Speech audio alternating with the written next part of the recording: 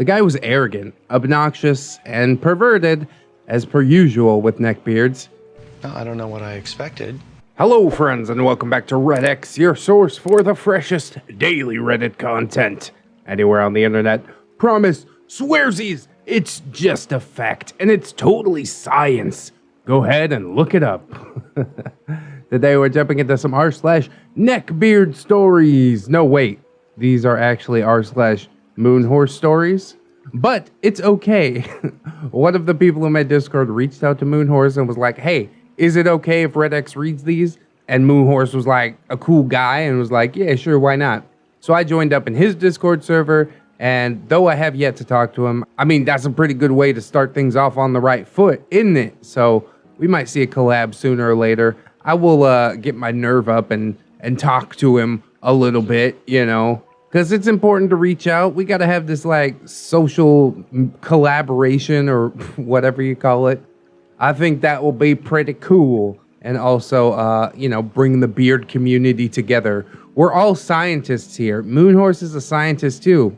He just does his science in space, you know, whereas I have the Earth covered. But anyways, I hope you guys are looking forward to this. We shall indeed see how it goes, so let's get some plugs and disclaimers out of the way, and then we will jump into some quality Neckbeard cringe.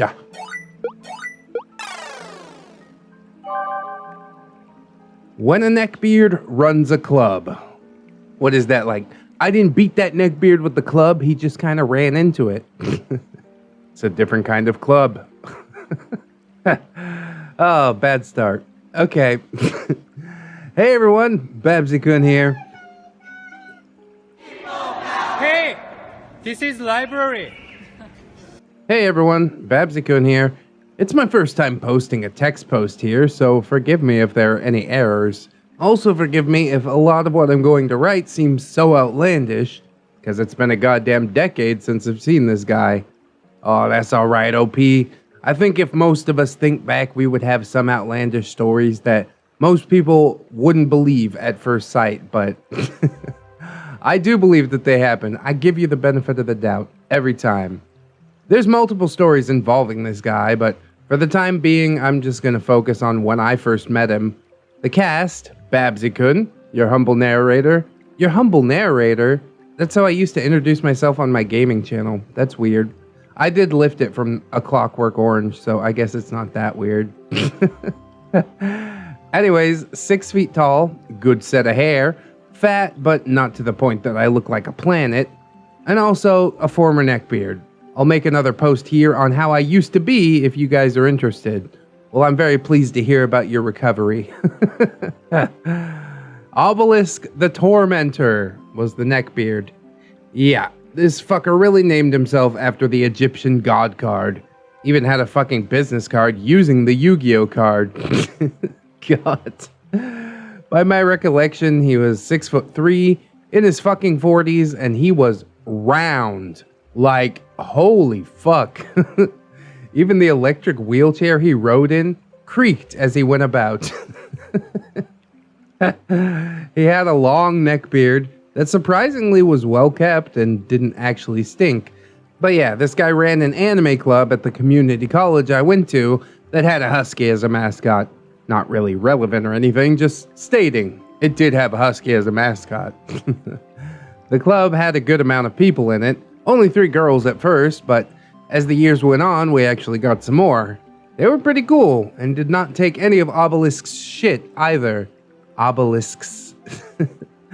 And that's kind of why they stuck around, despite how Obelisk acted. The guy was arrogant, obnoxious, and perverted, as per usual with Neckbeards. He boasted about going to the Adult Expo at the LA Convention Center and touching all them porn stars. Gross, as he put it. Guy even had naked girl sleeves for his Yu-Gi-Oh deck, even when he was actually playing against girls. He would lose anyways, because this guy had no idea how to build a deck, but I'm getting off topic. This is a story of how I met this Neckbeard. Well, he came to me first. Back then, I was a shy and awkward person, plus being a Neckbeard myself didn't really help my case either. I was just sitting on a bench checking out my own Yu-Gi-Oh deck. I was running a Machina deck at the time. From my peripheral vision, I saw this behemoth on an electric scooter coming from the library.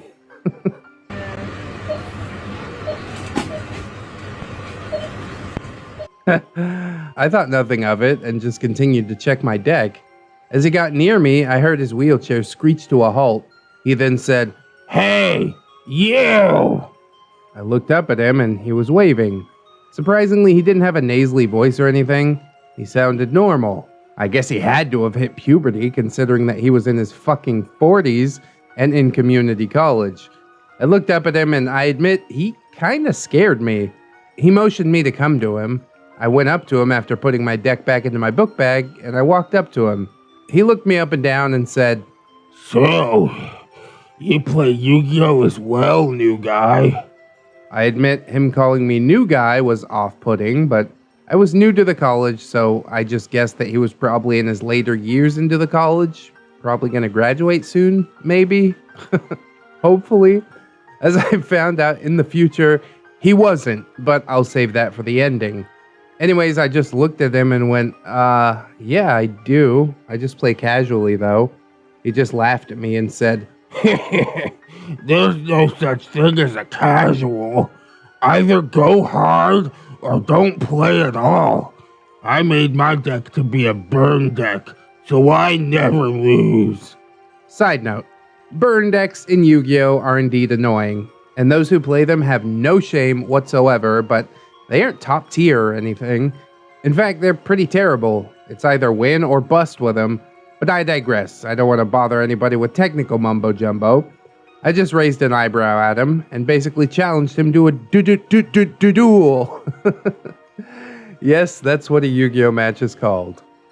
It's time to do a barrel roll. There was a table nearby, so I sat down on one side, and he rolled around to the other side and pulled out his deck. This fucker ran an 80-card deck. First off, that's illegal in Yu-Gi-Oh! The max number of cards in a deck is 60. Second, all of them had the naked ladies sleeves. I admit that was off-putting, but whatever. The duel wasn't extravagant or anything, except that all that he ever did during was set a card and pass. So, TLDR, I won. He raged and said, "Impossible! No one's ever beaten me before." Well, there's a first time for everything. I had a smirk on my face. He grunted frustratedly and looked at me and said, "Well, it looks like you're a worthy addition to my club." I just looked at him. "What club?" I asked. "Only the best damn club on campus. We're called GAC.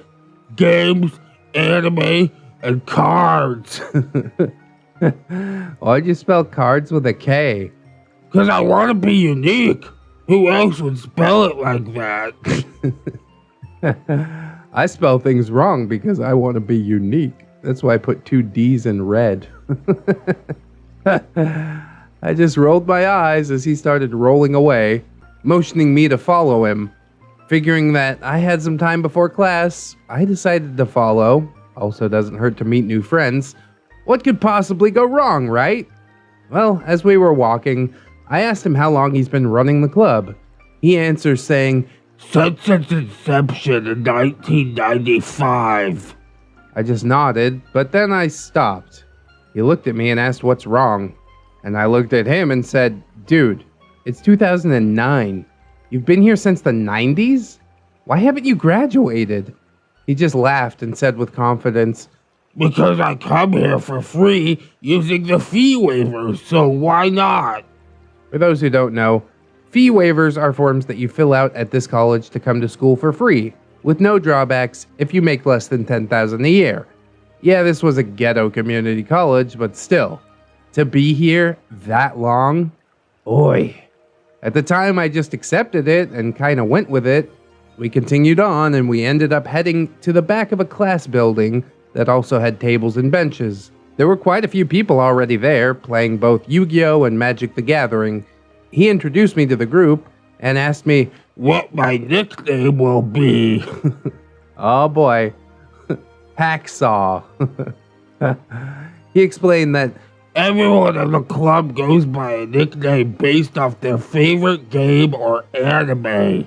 at the time I was a total weeb, and I was into an anime named Kodocha. My favorite character was a small-talking bat-rabbit hybrid named Babbit, so I named myself Babbit. Oh, Babsy, I get it. Babsy-kun. Thus beginning what would be the best and worst 3 years of my life with this group. If you guys want me to, just let me know, and I'll talk to who I can to help me remember what happened, because to be honest, a lot of what happened, I blocked it out from my memory because it was just that cringy. Thanks, Moonhorse and ReddX, if you read this. And I'm sorry if there were any inconsistencies and if it wasn't that interesting. It's just been so goddamn long. Laters, everyone, and remember to fly us to the moon and let us cringe among the stars. Finally got you to say it. I guess that's an inside joke. I don't get it. I'm sorry. Well, I'll admit, OP, that it's a good start, but it's only a start. We're definitely gonna need some more to flesh out the beard. Granted, he already seems extremely fleshy, perhaps even overly so, but I need some more. I admit that I don't know much, if anything, about playing Yu-Gi-Oh, but I do love the fact that he's using what is supposedly an annoying deck that's supposed to win, and he didn't do anything with it. Just sit there like, yep, I put a card down, okay. Now just continue to push my shit in. Oh, and you'll be such a worthy addition. Like, bro, I didn't duel you just so I could join your club. It's like you just won the worst prize in existence. Yeah, thanks, but no thanks. I'm good, my dude. And he definitely named the club GAK, G-A-K, because that's like that slime from Nickelodeon. You remember? You guys remember GAK? Remember? It's just unfortunate that after a decade or so, the name kind of fell out of popular usage. You know, GAK was great for getting those 90s kids, but in 2009, nobody knows what the fuck you're talking about. Yeah, maybe my fellow old heads will remember. But I also highly doubt that my fellow old heads would ever bother playing Magic or Yu-Gi-Oh! With a bunch of people at a community college, you know? We got the local game shop for that. We don't even... This is so superfluous. What is going on? I hope that you will feed us some more cringe. Do let me know if it gets posted, and I would be more than happy to read it. With that out of the way, let's go ahead and jump into the next story. Another cross post, but can I just say that that is one of the best usernames? Regrettably beard bait? Dude. It's too perfect. Anywho, Diddlebeard is looking for his third wheel. Oh god. I don't think I want to know why they call him Diddlebeard, but I think we're going to find out. This is the first meeting and subsequent one-on-one hangout with Diddlebeard. The characters in this woe-me tale consist of Diddlebeard, Click-Clack the Sperm Whale, and OP1. Salutations, cringe enthusiasts! We have another tale to add to the ever-growing parade of Neckbeards. Here, in these edited pages, to keep some details confidential, we will call him Diddlebeard, or DB for short. All the other names have been changed to reflect their personalities as well. I'm adding in a trigger warning. This story will be discussing sensitive topics like unwanted sexual contact and death. I do appreciate the trigger warning. Everybody, you've been warned twice now. For your enjoyment, this Neckbeard series will be told from two perspectives.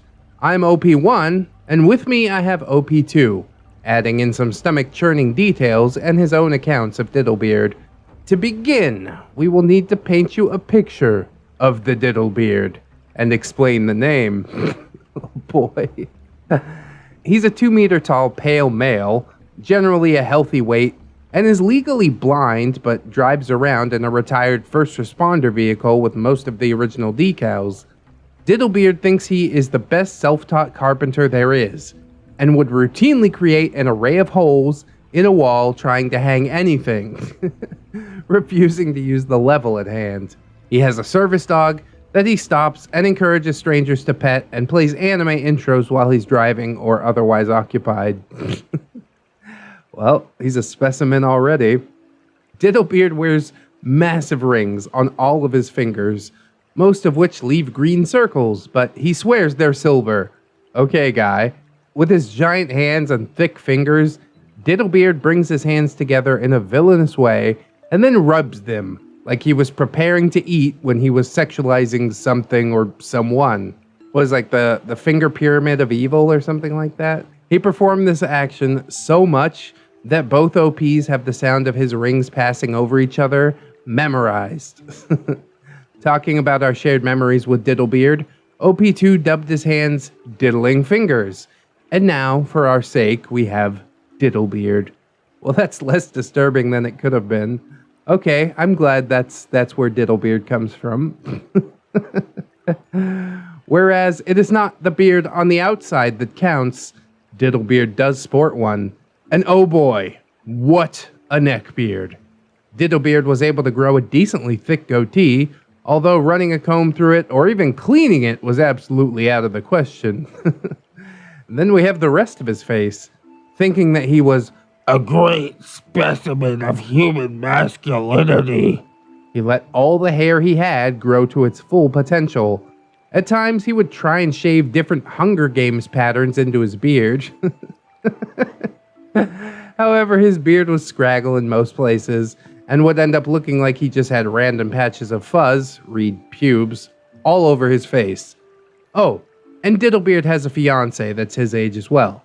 She doesn't live in the same state anymore due to getting a better job 2 time zones away. Diddlebeard has an open relationship with his significant other and is required to ask permission from her if he wanted to be sexual with his third wheel. Let's call her Pollen. Well, this is already a car crash. I think with that quick description of Diddlebeard, we can now move on to OP1's first interactions with Diddlebeard. Don't worry, more detail of Diddlebeard will be given as our chronicle compiles. Now we pause and rewind a few years, back to when OP1 was 23 years old and rented an apartment with 2 roommates. OP1 reconnected with OP2 a year prior, who's now 24 and living elsewhere in this part of the tale. OP1 and OP2 will refer to one of the roommates as Click Clack the Sperm Whale, or SW for short. He's someone who thinks that being gay and mean is an acceptable personality. Click Clack the Sperm Whale is almost 3 years older than OP1, and was the one that introduced them to Diddlebeard, who's 8 years older than OP1. Yes, Diddlebeard had just turned 31 as he slid his way into my life. He slides, he oohs, he's a greasy boy, he's Diddlebeard. With this age difference, OP1 didn't run into Diddlebeard while in grades 6 to 12. I guess I was lucky in that regard. However, OP1's best friend at the time, Click Clack the Sperm Whale, was friends with our Neckbeard to come. Diddlebeard comes by OP1's apartment to hang out with Click Clack the Sperm Whale every now and then, and the visits become more frequent when he meets OP1. OP1 is what we have learned is called beard bait. Whereas OP1 does not identify as female, their body has features that one could default to a female orientation. OP1's into anime, loves to draw, and studies everything science. To Diddlebeard, these features made them a prime piece of meat that he had to have. While Diddlebeard is visiting regularly, OP1 breaks up with a different gaslighting Neckbeard in the making, and the moment Diddlebeard learns of OP1's change in relationship status, the chase begins. After the short but toxic relationship the first half of the year, OP1's just mentally exhausted and yearning for distraction. A few days pass after OP1's breakup, and Diddlebeard comes over to the apartment while they are the only one home. The past has been full of traumatic characters and events for OP1, and due to this, OP1 hoarded a good amount of stuff through the years. They went from living in big houses with both parents, through divorce and downsizing, and subsequently moving out on their own with all of that stuff into a small apartment. Entering this safe space proudly, Diddlebeard in his shining armor. Diddlebeard has an ever-growing list of things that makes him the beard that he is. Needing to organize was one of those things, and seeing the stuff that I had packed away all over the apartment, launched him into an endeavor to help OP1 Clean up. Yeah, a neckbeard helping you clean. That's not good. I will add in a note here to say that the apartment was not immediately dirty, mostly just crowded. When it becomes relevant, we'll expand on the living conditions. Just hold on tight, my fellow reapers of cringe. Diddlebeard believed that It would help OP1 by throwing away items that were seldom used. or otherwise deemed clutter by him, whereas it helped in the moment to organize the apartment more, OP1 lost some things that should have never been thrown out. During this tornado of Diddlebeard going through OP1's stuff, he starts to tell a sob story because He could tell that OP1 wasn't seeing him as the shining knight that he wanted. yeah, coming in here and throwing away my shit. Oh, save me from the stuff that I decided I wanted to keep. The forced cleanup moves into the bedroom. I still had my clothes from high school and a few pieces from middle school. While sorting through the clothing, I'd find some pieces and reminisce about the positive memories that were attached. This action, not just towards my clothing, but to anything else that I grabbed during the crackdown, was Unacceptable and wasted time. at least in Diddlebeard's wandering eyes. Before I go into the story that this neckbeard will tell me, I need to ask you to bear with me. There is a point to this, and I'm not poking fun at anybody's sickness or illness. Death is a real thing, and should be taken seriously in all the forms that it can take. Diddlebeard starts. When Diddlebeard was in college, being educated in the art of teaching, he was involved with an older woman, while also being active with pollen. This older woman was a year or two older than Diddlebeard, and she had fallen seriously ill. He would visit her every day in the hospital, spend every waking moment with this person. Diddlebeard would sometimes skip class to be with her, to keep her strong, as he would put it.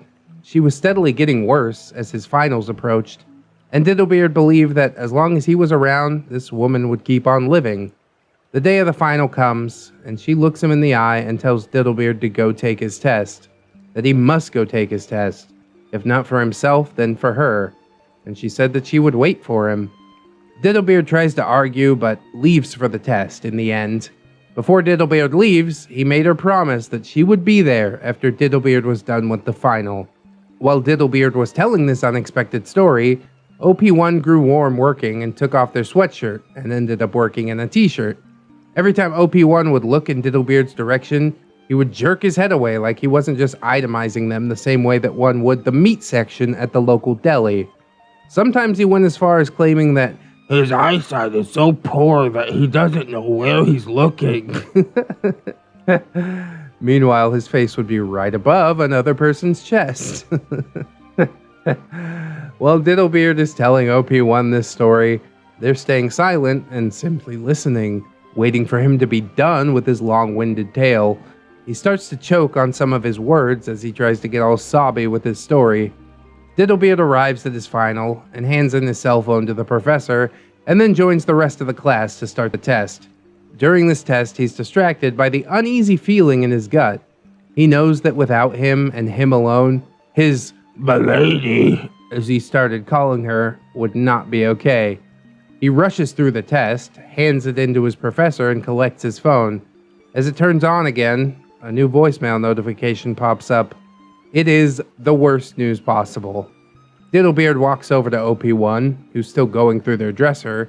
He pauses, wipes his dry face, and grabs OP1's hand. With his diddling digits wrapped around my wrists, I am now immobilized. Stunned by the feeling and smell of his hot breath on OP1's face and neck, Diddlebeard keeps his diddle clutch engaged and continues his story.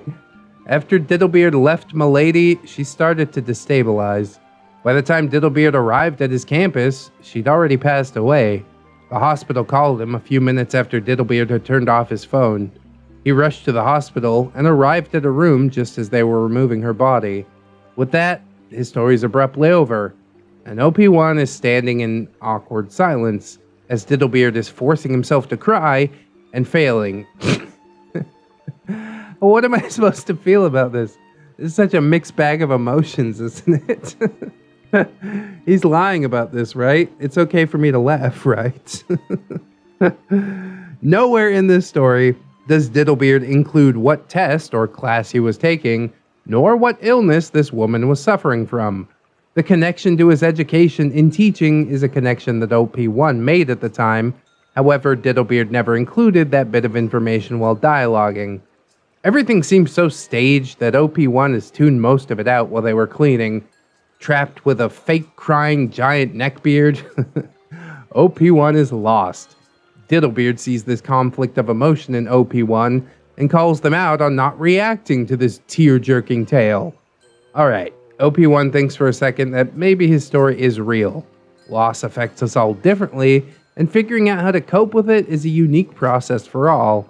Then Diddlebeard said this: Every girl I told that story to in the past started crying and came rushing over to comfort me however they could. Now, if only OP1 had acknowledged this huge red flag, we would not have any more stories. Let us think the best of people and just believe that Diddlebeard is being over the top in trying to be friends with OP1. Yeah, I'm sure that's his goal.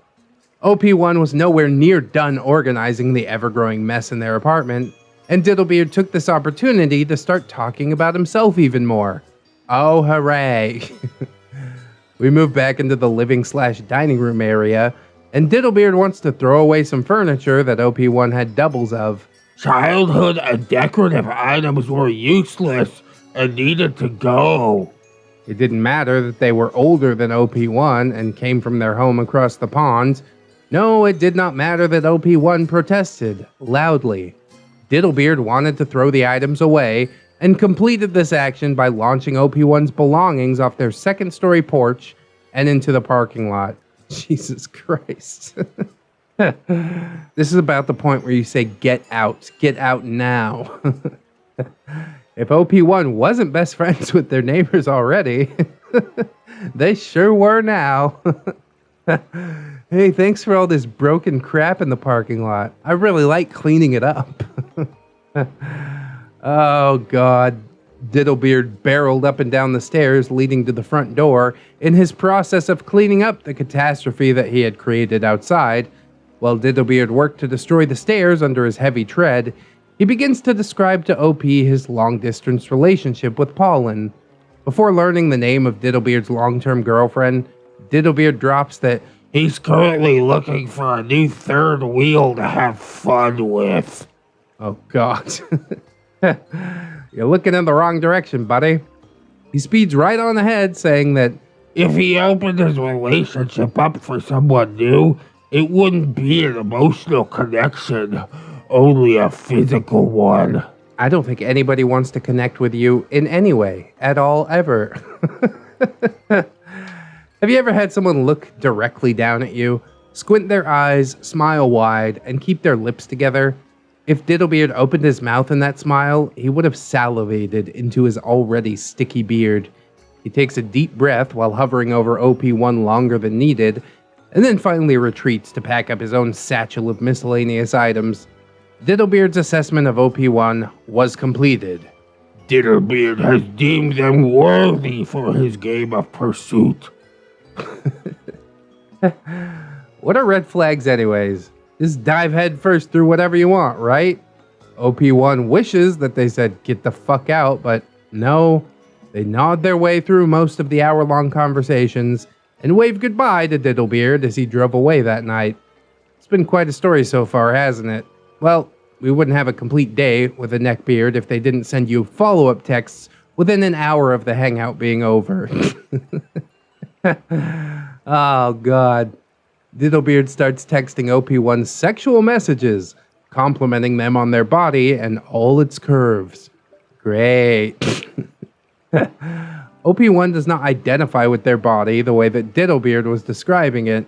To confront this creep and shut him down, or to take these triggering comments as compliments, the latter option is unfortunately taken by OP1. This is about the part in the story where I give a deep sigh. Then Diddlebeard moved on to asking what OP thought about his caring story earlier and about how he was looking for a new partner. OP1 did not care much either way at this point in life and had that wonderful thought that has never once ended well. Why not? What's the worst that could happen? I'll tell you why not, OP. But you gotta let people make their own mistakes. And with that, OP1 and Diddlebeard became a thing. An unspeakable, horrible thing that I guess we'll get into in another part. The first thing that jumps out to me about this story is like the weirdness of the perspective and the tenses and things like that. It definitely needs another pass over to make it more legible, but I think I got the gist of what was going on, you know? It's basically just Diddlebeard making up these women dying in hospitals or living across the ocean so he can try and impress OP1 and be like, yeah, some other chick wants a relationship with me, but I could have a relationship with you as well. Or maybe the pollen chick actually does exist, but that's kind of hard to believe. This is another case of an OP that is like frustratingly passive, you know? He comes into your house and he's telling you all this weird stuff. Okay, I guess. Start throwing my things out? Nope, we're done. Get out. Thank you, but no thank you. Thanks for nothing. Just get out of my house. But I suppose OP's right when they say that if that was the case, then we wouldn't have any more stories. But I hope I won't end up just frustrated, filled with impotent rage as we continue this story further. What's the worst thing that could happen? Bruh. Where do I even start with that? Come on, man. You know. You already know. OP1 is 23 years old at this point. Too old. But, you know, maybe they haven't experienced a situation like this yet, and it'll just be a lesson hard learned, you know, as most of these beard stories end up. So I hope it doesn't go too horribly. I'm sure once the next part is cross-posted or whatever, I'll go ahead and have a look at it and see how I feel. And I just hope that the writing is improved and the cringe is not too heavy. But anyways, friends, I appreciate you listening. I hope that you like, comment, and or subscribe if you did enjoy the episode. Maybe share it around. That is always a big, big help. Check out the links in the description. We got some stuff that wasn't on the splash page from earlier, such as my personal subreddit, my wife's channel. Oh yeah, my Patreon, of course. You're seeing some names on the screen right now. Those are my gorgeous, wonderful, beautiful, generous patrons, and I would like to thank them all, but specifically ZeroMMX, Lady Nix, Robert Waits, Pope Squid, Rebecca H, Cider Drinker, Tato Ferret, The Last Shinobi, Mark 211, Michael Undead, Aaron W, Mitch, John Hero, Josh K, Candy Sora, DigiNZ, Calicess, Little Lone Wolf, Lone Island, Shara, and we also have a couple of new friends joining us. Big thanks to Nix, that's a different Nix, NYX. And we've also got Marvawana and Miss Monday. You guys killing it with this Patreon stuff. I appreciate it so, so very much, particularly in this fledgling phase of the channel where we're just trying to get it off the ground and see if we can make it work. And honestly, it seems like it's working, so thank you guys once again. Obviously, if anybody else can donate monetarily, that is massively appreciated, but if you can't right now, don't sweat it too much. I know how it goes, and really, I just appreciate you being here, hanging out with me, and I hope that you come on back and hang out with me again tomorrow. In order to do so, you will need to keep yourself safe out there, wash your hands, super important. Also take some time out to do something that you personally enjoy today. Maybe watching another ReddX video. Sounds nice. Because always remember, friends, you are loved, you are worthy, and you definitely, definitely deserve it. I'll see you in the next one. And until then, bye-bye.